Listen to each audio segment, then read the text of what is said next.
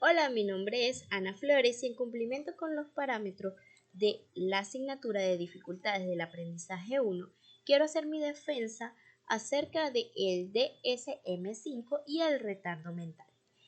Primeramente, a manera de introducción, quiero comenzar con la definición de enfermedades o trastornos mentales. Estas son afecciones que impactan el pensamiento, sentimiento, estado de ánimo y comportamiento de una persona. Pueden ser ocasionales o duraderas cuando comienzan a recibir el nombre de crónicas. Estas afectan la capacidad de relacionarse con los demás y del funcionamiento normal de cada día, es decir, el desarrollo cotidiano que puede tener una persona en la vida diaria, valga la redundancia.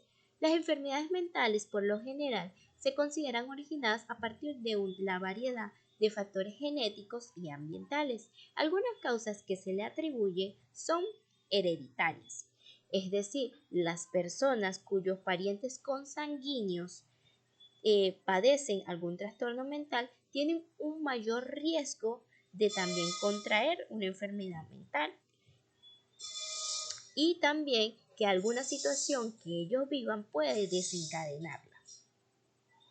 Exposición ambiental anterior al nacimiento. Estos son los casos de niños que desarrollan algún trastorno mental porque durante el embarazo tuvieron contacto con enfermedades inflamatorias, con toxinas, con drogas. La mamá tenía problemas de alcoholismo e incluso puede venir a desencadenarse por el estrés que tuvo la madre durante el embarazo.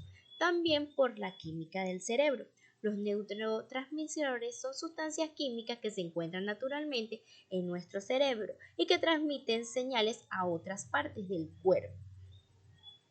Cuando las redes neuronales que contienen estas sustancias químicas están alteradas, la función de los receptores nerviosos y de los sistemas nerviosos cambia, lo que genera una depresión o otros trastornos emocionales que constituyen parte de la clasificación de lo que es el DSM-5. Cabe destacar que existen muchos trastornos mentales. Cada uno va a tener características específicas y causas diferentes que lo originan. Se puede ver mucho en la educación especial la presencia de trastornos mentales, como lo son el autismo y el retardo mental, las crisis de depresión, etc. Por esto es importante que el docente de educación especial se familiarice con estos conceptos y pues los entienda. ¿Qué pasa? Como son tantos trastornos mentales que existen, los especialistas, ya sea en el ámbito psicológico, en el ámbito médico o en el ámbito educacional, tenían la necesidad de tener una guía para la identificación de los diferentes trastornos mentales, sus causas y sus especificaciones. Respondiendo a esta necesidad, es que se toma en 1998 la iniciativa de crear el manual de DMS-1, cuyo objetivo principal iba a consistir en ayudar a los profesionales de la salud en el diagnóstico de los trastornos mentales de los pacientes, como parte de la valoración de un caso que permite elaborar un plan de tratamiento perfectamente documentado. Ahora sí, lo que vendría siendo nuestro tema principal, que es el DSM-5. Traducido al español significa el Manual Diagnóstico y Estadístico de los Trastornos Mentales. Es la actualización más reciente, publicada en el año 2013, del Manual Diagnóstico y Estadístico de los Trastornos Mentales a nivel mundial. Es una herramienta de clasificación y diagnóstico publicada por la Asociación Estadounidense de Psiquiatría. En los Estados Unidos funge como que en los Estados Unidos va a ser la principal autoridad en el diagnóstico psiquiátrico. El DSM-5 fue publicado el 18 de mayo del 2013 y reemplazó a lo que vendría siendo el DSM del 1 al 4 y el DSM-DR, que ya vamos a hablar un poco al respecto, que fueron publicados en el 2000. En 1999 comenzó el desarrollo de una nueva versión y continuó con la formación de un grupo de trabajo en el 2007 que generó y experimentó en el campo con una variedad de nuevas clasificaciones. Con respecto a la edición previa, se puede ver que este DSM-5 pues no sufrió grandes modificaciones con respecto a la versión anterior, aunque sí hubo unas pequeñas pero muy significativas que quisiera compartir con ustedes. Y una de estas nos compete mucho, y es que en la nueva reconceptualización, el síndrome de Asperger pasó a ser parte de los trastornos del espectro autista. Se realizó la eliminación de los subtipos de la esquizofrenia, la supresión de la exclusión de duelo de los trastornos depresivos, el cambio de nombre de trastorno de identidad de género a disforia de género junto con un plan terapéutico corregido, la adhesión del trastorno por atracón como un trastorno de la conducta alimentaria, el renombre y la reconceptualización de las parafilias a trastornos parafílicos, la remoción del sistema multitaxial y la separación de trastornos no especificados en otras categorías. Además, este manual fue visto como un documento vivo, que fue el primero en emplear en su título números arábicos en vez de una numeración romana. Es importante tener en cuenta la evolución histórica del DSM. Una de las labores principales de la actividad científica es la clasificación. Eisset decía que uno de los problemas más graves de la psicología era que había pasado demasiado rápido por el periodo de la clasificación y que los psicólogos se habían puesto a investigar sin que todos estuvieran previamente de acuerdo en una serie de categorías. Clasificar es muy complicado y lo es más cuando se clasifica algo que no es físico, como es en la psicología, como son los trastornos, cuando vas a clasificar algo que tú no ves como pasa cognitivamente, ni tampoco puedes entender de todo como lo siente la otra persona. A lo largo de la historia de la medicina ha quedado clara la necesidad de confeccionar una clasificación de los trastornos mentales, y también es importante que pudiera existir una que fuera global. Esta clasificación del DSM nos sirve para tener un lenguaje común entre profesionales, para ahorrar tiempo de diagnóstico, para elaborar protocolos de actuación clínica, para facilitar la investigación, para evaluar la historia natural de un trastorno determinado, para comprender las causas del desarrollo de los trastornos mentales, etc., por nombrar los más significativos. Ahora vamos con un pequeño recorrido histórico. Tenemos que el DSM-1 fue el padre de la clasificación de los trastornos mentales. Existía un documento creado por Kraepelin, que este era el Manual de Psiquiatría, escrito en 1899, donde él elaboraba un sistema para construir un grupo de pacientes con sintomatología homogénea que constituían un síndrome. Es decir, él hizo una investigación con personas y comparó los síntomas que tenían. Y si eran iguales, él dijo, bueno, este es el mismo síndrome. Entonces, que unos 50 años después, dando respuesta a la necesidad de crear un manual universal de categorización, se fijaron en el manual que este psiquiatra había hecho y pues se creó el DSM número 1, que poseía criterios bajos y una confiabilidad pues dudosa. Después tenemos el DMS2, que nace 15 años después, supuso la novedad de aplicar el modelo médico a los síndromes mentales, haciendo clústeres sintomáticos. Se generan muchas discusiones en torno a la terminología de la esquizofrenia y parecía que nadie estaba satisfecho, así que un año después de su publicación comenzó su revisión, pues muchas personas se quejaron de este y se dice que fue uno de los DSM que tuvieron una peor redacción y organización. Luego tenemos el DSM-3 que nace en 1980 con el objetivo de establecer criterios diagnósticos con base empírica. Se produjo una evolución generalizada donde se reemplazó el modelo psicoanalítico con base teórica de la enfermedad por el modelo descriptivo basado en la evidencia. Con este cambio, la neurosis pasa a denominarse trastorno de ansiedad, como lo es en la actualidad. Aquí podemos ver que muchas de las cosas que por investigación las personas, los psiquiatras descubrieron hace años, pues siguen estando vigentes. Y así como otras que no, pues eran erróneas. Y en esto es que se ve lo bonito de la historia del DSM.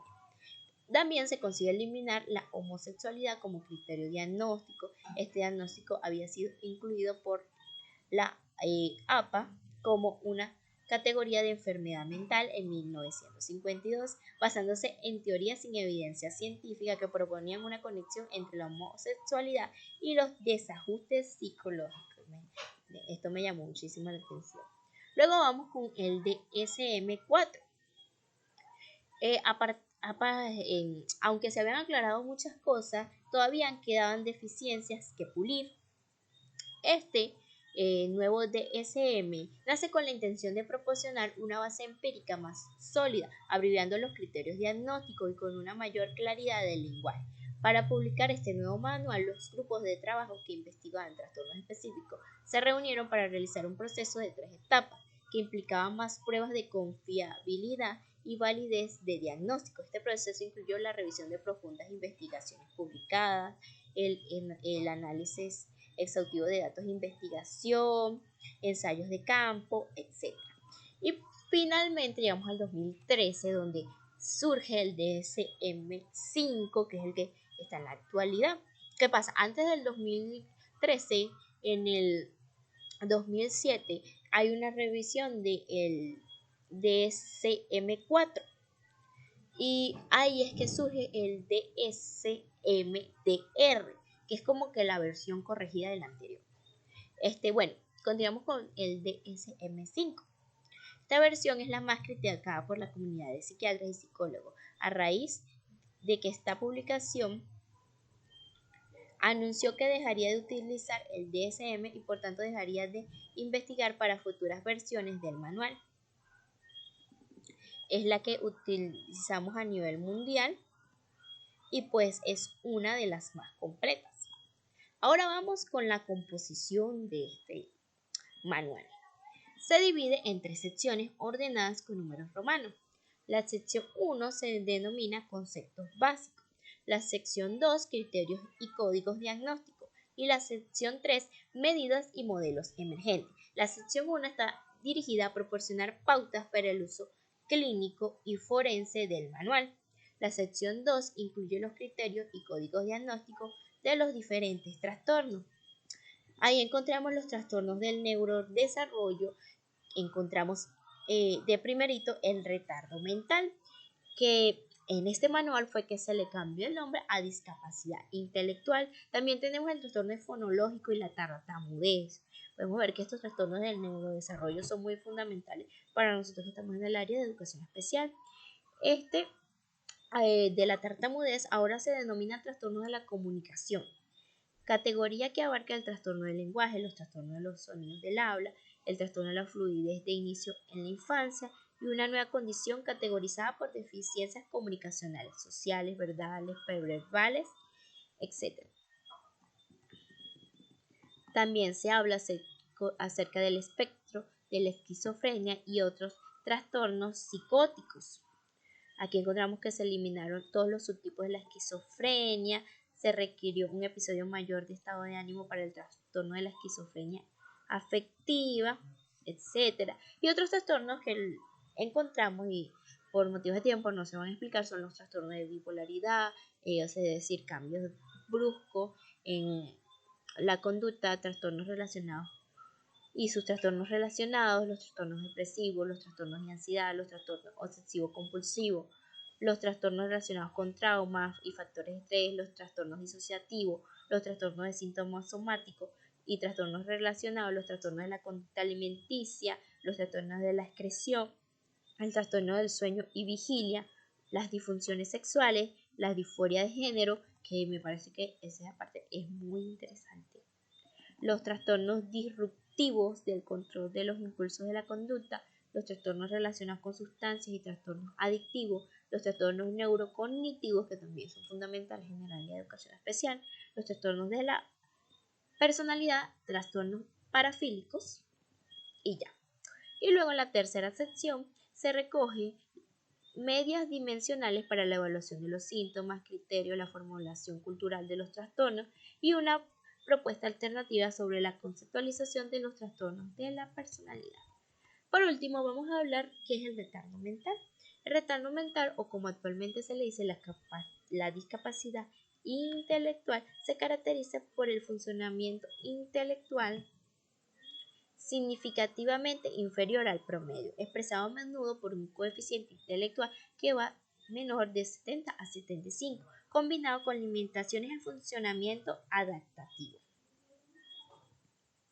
junto con una necesidad demostrada de soporte de tratamiento que consiste en educación, asesoramiento familiar y apoyo social. La discapacidad intelectual se considera un trastorno del desarrollo neurológico.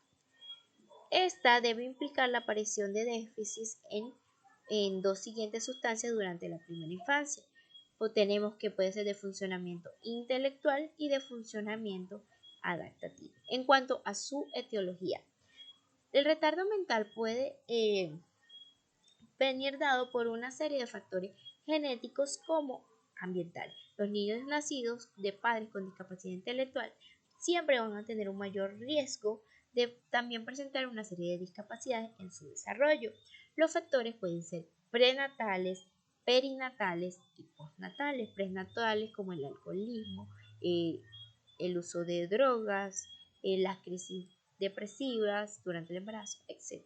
Perinatales, que el niño no haya recibido suficiente oxígeno al nacer, que el parto haya sido prematuro o haya tardado mucho, y postnatales pues ya sería más relacionado con los factores ambientales o incluso la falta de estimulación o algún accidente. Los signos de la discapacidad intelectual son como que, más que todo, vamos a ver que estos niños tienen un retraso en aquellos hitos del desarrollo, caminan más tarde, gatean más tarde que otros, aprenden a hablar más tarde, tienen dificultad para recordar cosas, problemas para entender reglas, problemas para relacionarse, dificultad para resolver problemas, dificultades en las materias instrumentales, etc.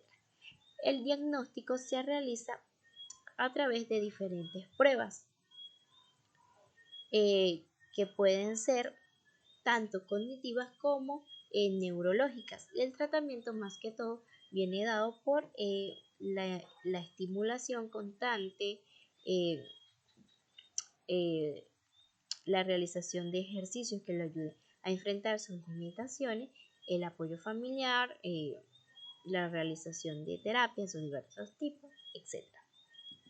Conclusiones. Podemos encontrar que el DSM-5 es una herramienta poderosa en el ámbito de la educación y de las ciencias médicas, pues permite tener un criterio universal para el diagnóstico de aquellas enfermedades o trastornos mentales.